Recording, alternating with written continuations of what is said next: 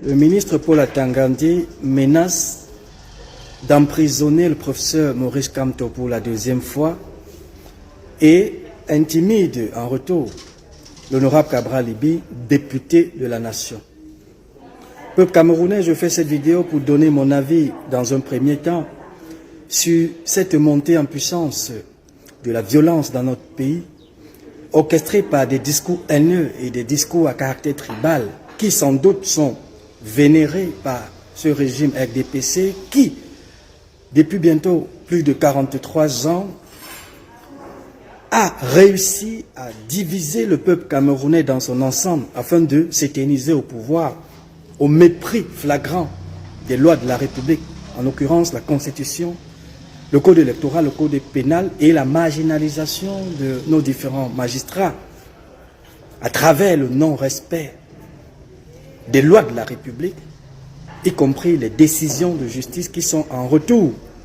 prises au nom du peuple camerounais par certains magistrats qui, en ce moment donné, dans notre pays, font leur travail, malgré cette dictature implantée dans notre nation par le régime du président Paul Biya. Je voudrais sans doute, en tant que Camerounais, donner mon avis sur deux faits d'actualité récente. La première actualité porte sur la sortie du ministre René Emmanuel Sadi à la suite de cette agression dont ont été victimes deux personnalités de la République,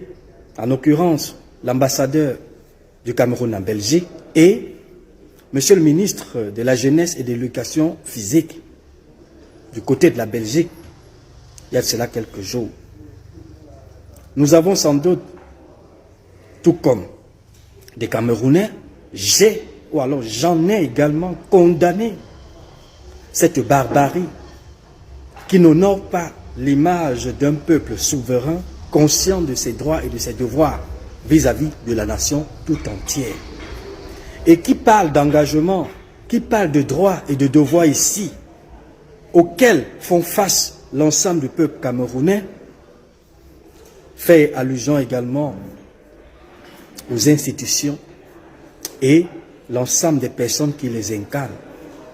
Même si en retour on n'est pas d'accord avec la malgouvernance, même si en retour le peuple camerounais dans son ensemble en a marre du régime en place qui a passé des décennies à piétiner les lois de la République, à violer les lois, à piétiner le peuple camerounais au plus profond de lui, dans l'objectif de s'éterniser au pouvoir. La sortie du ministre René Emmanuel Sadi, comme je l'ai dit, dans un communiqué signé le 4 mars, je l'ai d'ailleurs publié sur mes différentes pages Facebook, tout en présentant l'indignation du gouvernement à travers le porte-parole du gouvernement qu'est René Emmanuel Sadi. Je vous lis exactement quelques points précis qui justifient entre autres ma sortie de ce jour et qui viennent tout simplement renchérir et encourager davantage le peuple camerounais à se sentir marginalisé et méprisé par le gouvernement en retour. Écoutez le ministre René Emmanuel Sadi. Nous avons tous été témoins à travers des images véhiculées dans les réseaux sociaux de scènes indescriptibles d'agression contre le ministre de la Jeunesse et de l'Éducation civique, M. Mounouna Futso, et l'ambassadeur du Cameroun en Belgique, M. Daniel Evina Abbé. En effet, dans la soirée du vendredi 28 février 2025, alors qu'il présidait la cérémonie de clôture du mois de la jeunesse, dans le cadre d'une réunion regroupant nombre de jeunes Camerounais de la diaspora et bien d'autres participants, un groupuscule de Camerounais se réclamant de la brigade anti-Sardina, en abrégé BAS, telle une bande de terroristes forcenés, manifestement instrumentalisés, a pris d'assaut la salle de l'hôtel Clarite à l'effet de perturber cette cérémonie, usant d'une violence et d'une brutalité inouïe. Comme je l'ai dit, peuple camerounais, je suis contre la violence et la barbarie. Mais je ne peux pas également m'aligner à la sortie du gouvernement à travers le porte-parole René Emmanuel Sadi, une sortie qui vient tout simplement en retour exciter la violence, exciter et marginaliser le peuple camerounais. Nous avons tous été témoins, comme l'a dit monsieur le ministre René Emmanuel Sadi, de cette barbarie. Le monde entier a été témoin de cela. Mais est-ce à dire que le ministre de la communication doit se permettre d'utiliser dans son communiqué des termes comme terroriste, forcené, lorsqu'il est conscient de ce que ceux qui ont agressé le ministre de la Jeunesse, ceux qui ont enfariné ou embuscadé l'ambassadeur et les collaborateurs du ministre de la Jeunesse sont des Camerounais, dont il considère dans sa note comme étant des terroristes. Je donne cet avis tout simplement pour attirer l'attention, une fois de plus, des membres du gouvernement à l'égard même des multiples scènes de torture orchestrées par les membres du régime dans notre pays à l'endroit, que ce soit des activistes, que ce soit des artistes, que ce soit des simples citoyens camerounais qui, sous le prisme de leur souffrance, sous le prisme de l'oppression, parfois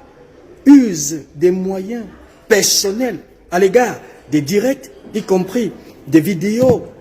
différées, rendues publiques sur leurs différentes pages personnelles sur Internet, et qui par la suite font face à la répression, tout simplement parce que, ayant donné leur opinion, conformément à la Constitution qui encadre et qui reconnaît la liberté d'expression, la liberté d'opinion, la liberté de presse, en violation flagrante des lois de la République qui, entre autres, donnent le privilège au peuple camerounais de parler, de donner son avis, même si ça fâche, parce que dans un pays, on ne peut toujours pas être d'accord avec tout le monde. Mais la capacité à vivre dans un pays qui se réclame d'être un État démocratique passe par l'acceptation de l'autre, avec ses divergences, avec ses opinions, tout simplement en veillant au respect de la loi. Appeler des Camerounais qui, comme l'a dit le ministre de la Communication, se réclament d'être une brigade anti-Sardina, les considérer en retour comme des terroristes. Cette expression n'est-elle pas aussi à condamner, venant de la part d'un membre du gouvernement, conscient de ce que ce sont ses frères camerounais qui, certainement, sous le prisme de la misère, sous le prisme de la souffrance endurée par le peuple camerounais dans son ensemble, cela, entre autres, peut, de près ou de loin, générer des révoltes. Lorsque l'on a conscience même également que dans ce pays-là, aux heures actuelles, un ministre, entendu par ministre de l'administration territoriale, se permet au quotidien à inciter le peuple à la violence, à la révolte, au quotidien, en violation flagrante des lois de la République, sous les applaudissements du président de la République, Paul Biya, qui l'a nommé, et qui est censé être conscient de ce que, en face du peuple camerounais, qui reste et demeure le souverain, il a des comptes à rendre. On ne saurait donc comprendre, en retour, peuple camerounais, que face à cette indignation collective du peuple camerounais, nos membres du gouvernement ne prennent toujours pas conscience. J'ai pris la peine de condamner cette agression. Je suis d'accord, je ne peux pas accepter cette forme de barbarie parce que ça n'honore pas la patrie. Mais en retour, on ne peut donc pas s'abstenir